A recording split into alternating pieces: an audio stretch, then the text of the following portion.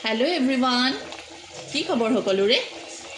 आज अकमान अन्य धৰণৰ माছ এটাৰ ৰেচিপি কৰিছো মানে আমাৰ খাবৰ কাৰণে বনাইছো আৰু দুপৰীয়া সাজৰ কাৰণে এয়া গুৰজালি মাছ ভাজি ললো বহুত বেছি কাৰাকে ভাজা নাই অলপমান কোমলকে ভাজি থৈছো আৰু এইফালে সৰিয়হ পোস্ত নহৰু বিলাহী আৰু আলু দি এইখিনি অকণমান ভাজি লৈছো কালজিৰা ফুৰণ দি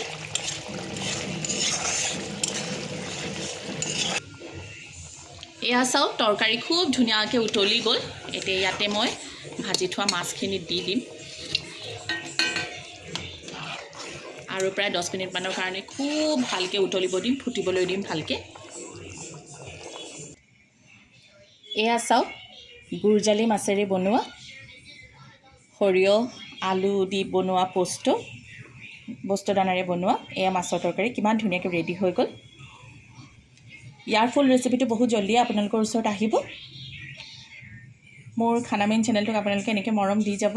আজি দুপৰীয়া সাজৰ কাৰণে এয়াই আমাৰ প্ৰিপাৰেশ্যন আজিলৈ আহিছোঁ বাই